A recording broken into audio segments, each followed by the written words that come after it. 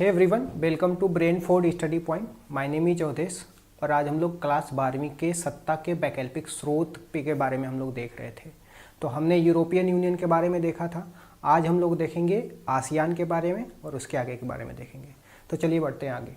ठीक, तो ये जब हम आसियान के बारे में देखते हैं तो ये आपका क्लास 12th का पॉलिटी का चैप्टर नंबर 4 है, जो डेली का हम लोग चला रहे हैं। मैक्सिमम 10 मिनट का बात 10 मिनट के चला रहे हैं। ठीक, इसमें कुछ इंपॉर्टेंट एग्जाम के पॉइंट ऑफ व्यू से देखने के बाद चलिए आगे बढ़ते हैं।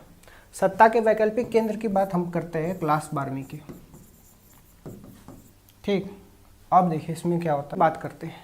आसियान का फुल फॉर्म सबसे पहले क्या होता है? Association of south east Asian nation होता है, जिसमें आपको देखने को मिलेगा कि पहले 5 देश थे जिन्होंने 8 अगस्त 1967 में क्या किया गया था, इसमें 5 देशों ने मिलकर के आसियान बनाया था, जिसमें इंडोनेशिया हो गया, मलेशिया हो गया, फिलीपींस हो गया, सिंगापुर हो गया और थाईलैंड हो गया।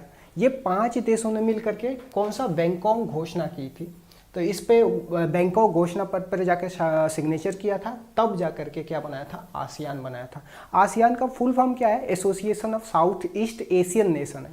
कब बना था ये 8 अगस्त 1967 को बना था। और कौन सा घोषणा पत्र हुआ था?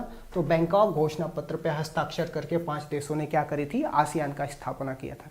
ठीक, अच्छा, तो आसियान का आप देखोगे तो ये आसियान का आपका झंडा देखने को मिलेगा, जो आसियान का झंडे में कितने 1 2 3 4 5 6 7 8 9 10 जो 10 तीलियां हैं, 10 देश को रिप्रेजेंट करता है, जिसमें आसियान में 5 शुरुआत के देश थे और 5 फिर बाद में जाके 5 और देश जुड़े थे आसियान में। ठीक, इसमें आसियान का मुख्य उद्देश्य क्या है? तो मुख्य उद्देश्य की जब हम बात करते हैं तो इसमें देखा जाता है कि जो ये सदस्य हैं, सदस्य देशों के आर्थिक विकास को लेकर के तेज करना इसका मुख्य उद्देश्य है। तो मतलब आसियान के जितने भी 10 देश हैं उनका मेन लक्ष्य क्या है?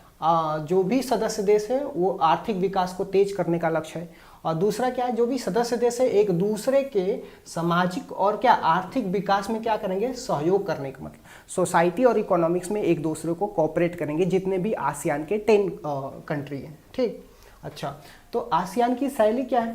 तो आसियान की शैली ये है कि अनौपचारिक, टकराव रहित और क्या सहयोगात्मक मेल मिलाप का एक नया उदाहरण पेश करना करके आसियान ने बहुत प्रसिद्धि हासिल की है और इसे आसियान की शैली बोला जाता है। तो जब हम आसियान की शैली की बात करते हैं तो इसमें बताया जाता है कि टकराव रहित हो गया, सहयोग हो गया और मेल मिलाप जो है ये आसियान की शैली मानी जाती है। ठीक, अच्छा, आगे चलते हैं। आसियान के प्रमुख स्तंभ क्या है? तो आसियान के 3 प्रमुख स्तंभ है, हमें याद रखना पड़ेगा। पहला क्या है? आसियान सुरक्षा समुदाय हो गया, आसियान आर्थिक समुदाय हो जाएगा, आसियान सांस्कृतिक समुदाय हो। इसको माना जाता है कि आसियान के 3 पिलर हैं। तो आसियान सुरक्षा समुदाय में क्या है, यह क्षेत्रीय विवादों को क्या करते हैं, बातचीत से सुलझाने का कार्य करता है। ठीक, और यह ताकि ये जो सदस्य हैं, सदस्य देश एक दूसरे पर सैन्य कार्रवाई ना कर सके। तो ये आसियान का क्या पहला जो पॉइंट है, ये प्रमुख स्तंभ में पहला पॉइंट जो आसियान का सुरक्षा समुदाय में।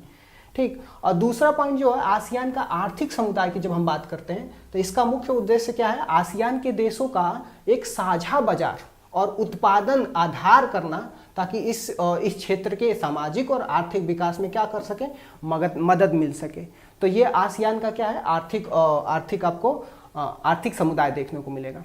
जब हम सामाजिक सांस्कृतिक समुदाय की बात करते हैं आसियान की, तो इसमें इसका उद्देश्य क्या होता है, आपसी टकराव को बातचीत से सुलझाने की बात किया जाता है, तथा एक दूसरे का क्या करना है, सहयोग करने की बात किया जाता है। तो ये आर्थिक आसियान के 3 प्रमुख स्तंभ माने जाते हैं।